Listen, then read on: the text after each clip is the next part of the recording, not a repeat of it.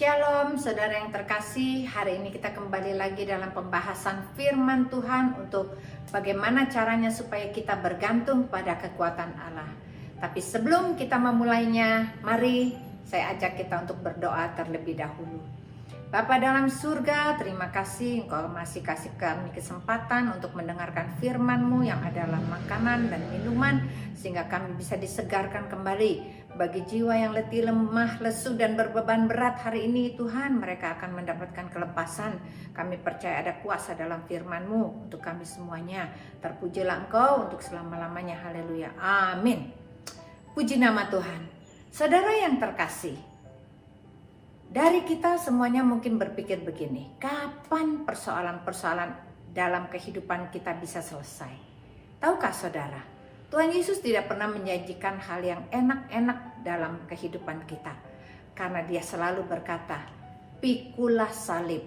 Kalau gitu nggak enak dong jadi orang Kristen. Karena kita harus selalu pikul salib terus. Berat pikul salib itu. Dan jangan-jangan nanti aku nggak kuat lagi. Tetapi Tuhan berjanji begini. Kalau kita percaya bahwa Yesus itu adalah Tuhan, dia berkuasa atas kematiannya. Dia berkuasa untuk bangkit daripada orang mati. Berarti dia adalah kekuatan yang luar biasa. Dia adalah Tuhan yang hebat sekali. Dia tetap sama dahulu, sekarang, sampai selamanya. Jikalau engkau dan aku percaya, engkau akan mengalami mujizat dalam kehidupanmu. Tuhan tidak pernah janji bahwa masalahmu akan selesai. Tetapi ada sesuatu power yang hebat sekali yang akan masuk ke dalam tubuhmu, yang bersama-sama dengan engkau akan sanggup melewati semua masalah demi masalah dalam kehidupanmu. Jangan kita bergantung kepada kekuatan sendiri, karena Tuhan selalu berkata begini, bagi orang-orang yang percaya, pada saat mereka mengalami pencobaan-pencobaan dalam kehidupannya, aku Tuhan akan memberi kekuatan kepadamu. Berarti kalau kita tahu bahwa di dalam kita ada Tuhan bersama dengan kita pagi, siang, dan malam, kita punya masalah apapun, Tuhan mengerti, Tuhan peduli, Tuhan bisa bantu kita selesaikan. Mari kita lihat ayat-ayatnya yang akan memberi kekuatan kepadamu dan kepadaku hari ini. Mari kita lihat. 1 Korintus 2 ayat 7 berkata begini. Tetapi apa yang kami beritakan ialah hikmat Allah yang tersembunyi dan rahasia yang sebelum dunia dijadikan telah disediakan bagi Allah, bagi kemuliaan kita. Apa maksudnya? Ternyata Tuhan sudah menyediakan suatu rahasia, suatu hikmat dan rahasia. Di manakah hikmat dan rahasia itu yang disediakan bagi orang-orang percaya? Kita akan belajar lebih lanjut lagi. Kita baca dulu ayat selanjutnya. 1 Korintus 2 ayat 5 berkata begini. Supaya iman kamu jangan bergantung kepada hikmat manusia, tetapi pada kekuatan Allah.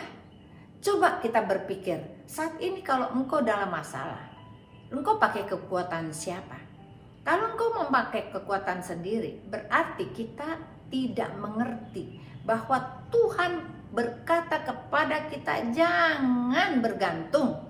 Imanmu jangan bergantung kepada hikmat manusia, tetapi kepada kekuatan Allah.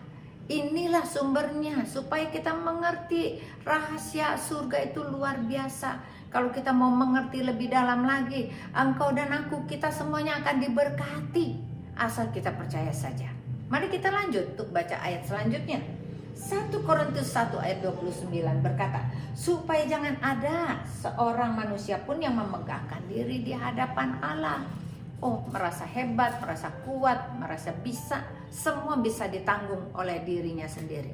Tuhan berkata, justru pada saat kita bilang, Tuhan, aku tidak berdaya, aku perlu Engkau. Aku perlu Engkau dalam kehidupanku, Tuhan. Jangan pernah tinggalkan aku, jangan pernah tinggalkan aku. Maka pada saat itulah kekuatan Allah akan bersama-sama dengan engkau, memberi kekuatan kepadamu, memberikan engkau harapan yang baru, memberikan engkau energi yang baru. Yang tadinya engkau sudah letih, lemah, lesu, dan berbeban berat, tiba-tiba beban-bebanmu Tuhan akan bantu ringankan. Hati yang sedih, yang tertekan, tadinya susah sekali, tetapi Tuhan akan angkat batu-batu daripada hatimu sehingga engkau bisa bersuka cita lagi. Engkau punya damai sejahtera, engkau punya damai sejahtera. Sukacita itu tidak bisa dibeli oleh uang, itu hanya bisa didapat oleh persekutuanmu dengan Tuhan. Karena Tuhan menyediakan hikmat yang tersembunyi. Bagaimana caranya mencari hikmat yang tersembunyi dan rahasia situ? Baik, kita mau belajar. Hal yang pertama, mari kita lihat. Hal yang pertama, kita harus fokus kepada Tuhan. Kita bilang, aduh bagaimana ya fokus kepada Tuhan? Pekerjaanku aja dari pagi sampai malam gak pernah berhenti. Ingat, kalau kita fokus kepada Tuhan, berarti hati kita orientasinya hanya kepada Tuhan. Walaupun kau melakukan pekerjaan-pekerjaan apa yang biasanya engkau lakukan, tapi hatimu ini selalu menyebut nama Tuhan, meminta pertolongan dari Tuhan, maka itu akan terjadi sesuatu yang akan merubah paradigma kehidupanmu. Cara engkau memandang masalahmu tidak lagi dari cara mata manusia memandang. Karena Tuhan akan memberikan mata Tuhan untukmu supaya engkau naik ke atas dan engkau melihat masalahmu menjadi kecil. Kita mau lihat ayatnya. Di manakah rahasia itu? 1 Korintus 1 ayat 18 berkata begini, sebab pemberitaan tentang salib memang adalah kebodohan bagi mereka yang akan binasa. Tetapi bagi kita yang diselamatkan, pemberitaan itu adalah kekuatan Allah. Ayat selanjutnya, 1 Korintus 1 ayat 27. Tetapi apa yang bodoh bagi dunia dipilih Allah untuk memalukan orang-orang yang berhikmat. Dan apa yang lemah bagi dunia dipilih Allah untuk memalukan orang-orang yang kuat. 1 Korintus 1 ayat 25. Sebab yang bodoh dari Allah lebih besar hikmatnya daripada manusia, dan yang lemah dari Allah lebih kuat daripada manusia. Berarti begini, fokus kepada Allah. Hati kita fokuskan selalu berhubungan dengan Allah. Caranya mudah.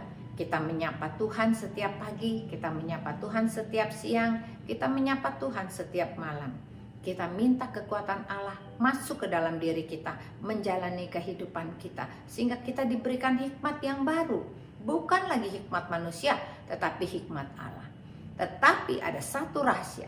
Rahasia yang terpenting adalah jikalau engkau membaca firman Tuhan, yaitu engkau membaca setia membaca Alkitab setiap hari, maka itu juga adalah kekuatan Allah. Karena tubuh kita ada dua, tubuh rohani, tubuh jasmani. Jikalau tubuh jasmanimu makan 1 hari 3 kali, bagaimana dengan tubuh rohanimu? Jikalau engkau hanya pergi ke gereja 1 minggu 1 kali, tubuh rohanimu akan kurus, lemah, letih, dan sakit-sakitan. Engkau tidak akan mampu menjalani kehidupanmu karena engkau tidak cukup makan.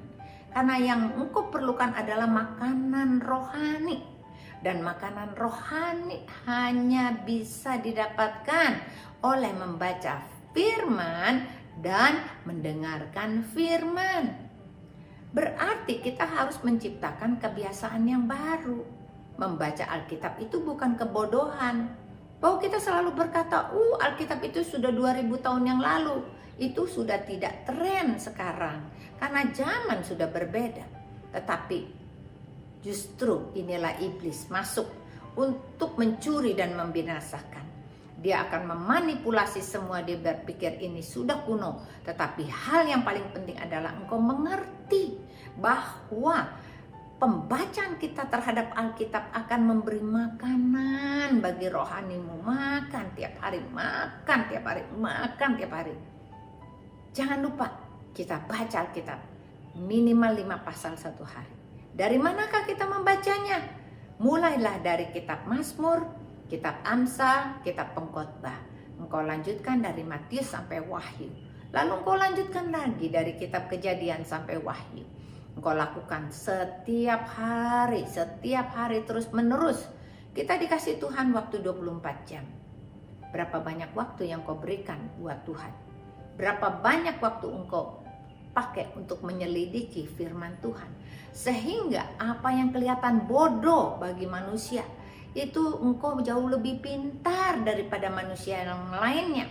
Apa yang dianggap lemah bagi orang lain, bahwa kita selalu baca-baca dianggapnya bodoh, tetapi itu justru kepintaran yang engkau akan dapatkan.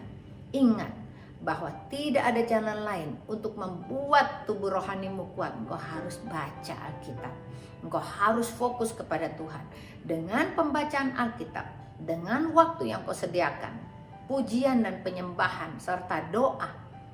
Doa yang kau sampaikan seperti apa?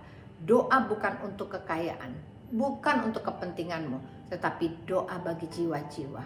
Itulah yang akan membuat engkau menjadi kuat. Itulah yang menjadi isi hatinya Tuhan. Karena sebetulnya setiap manusia ini adalah bejana. Bejana Allah yang sudah dibuat oleh tangan Allah sendiri. Dan Tuhan yang akan mengisi dengan airnya. Bejana itu harus penuh, bahkan meluap-luap. Bagaimana bisa meluap? Kalau kita sudah mulai bersaksi kepada orang-orang di sekitar kita, kita sudah mulai bersaksi kepada keluarga kita, kita bersaksi dengan sikap tingkah laku kita tentang hidup yang kudus dan murni di hadapan Tuhan.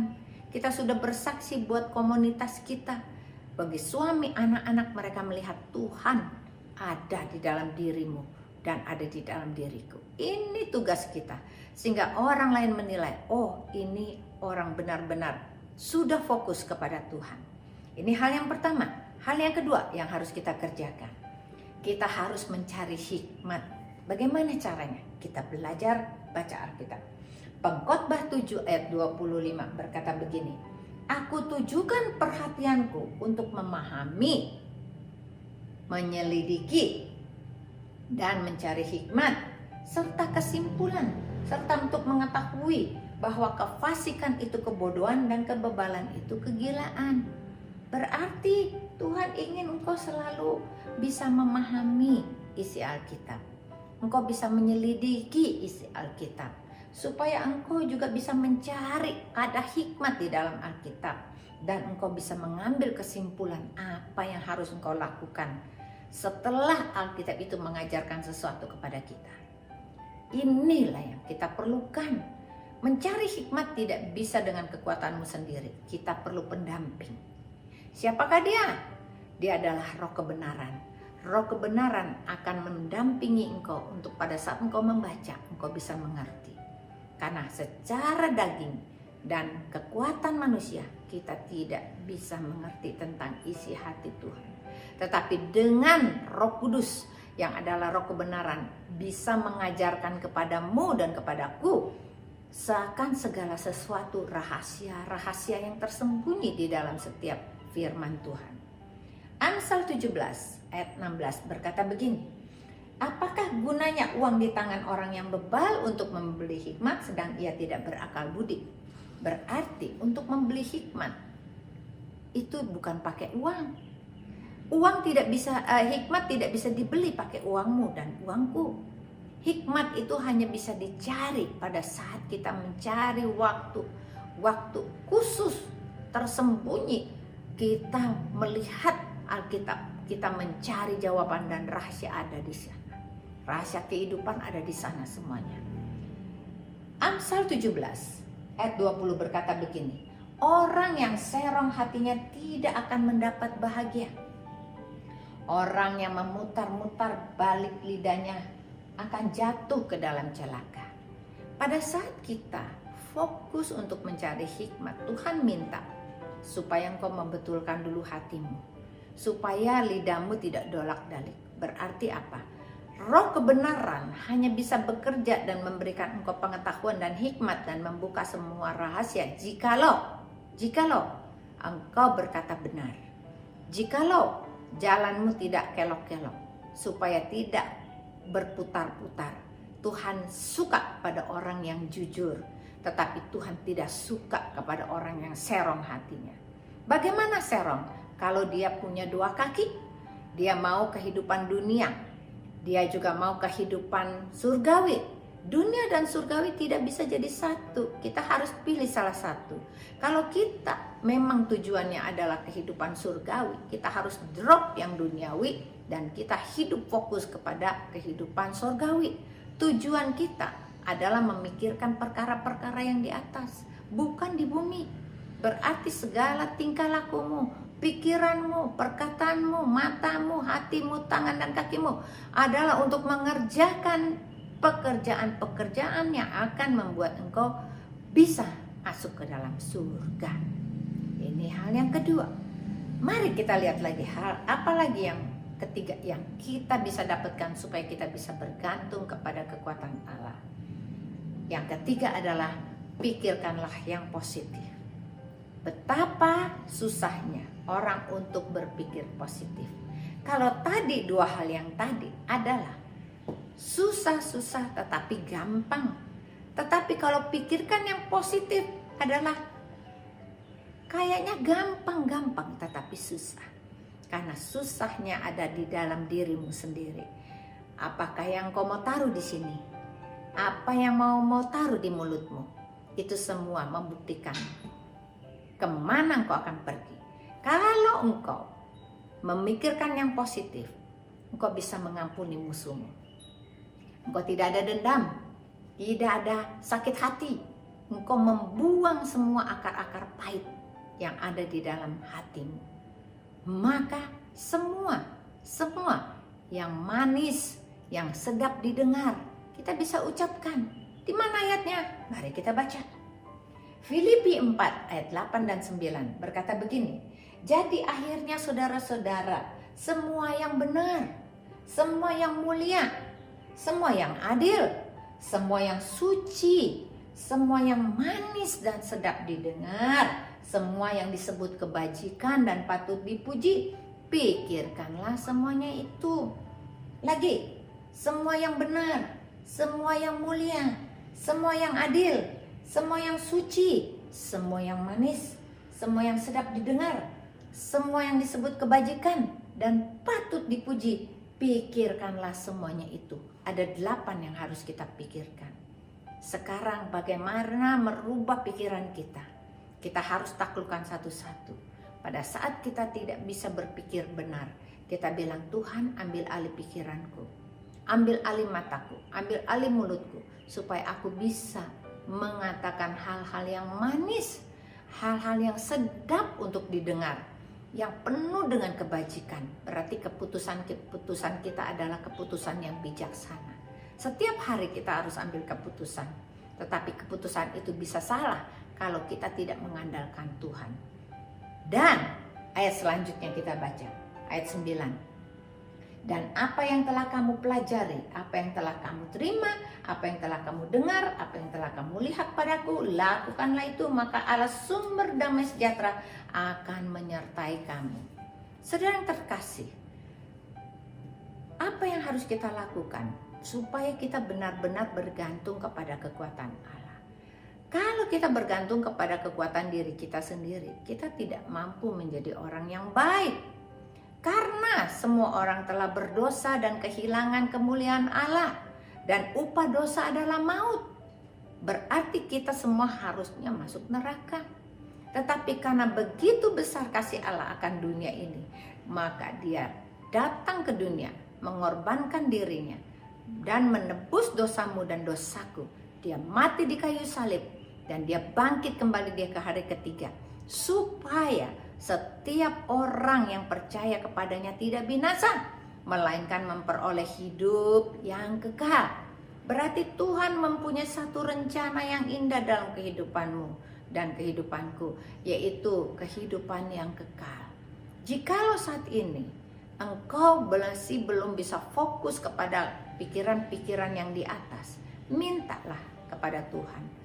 Minta dan berdoa, Tuhan, aku ingin supaya aku dirubah pikirannya, matanya, mulutnya, hatinya, tangan dan kaki, supaya pada saat engkau melayani keluargamu, melayani Tuhan, melayani tetanggamu, engkau melakukannya atas dasar kasih.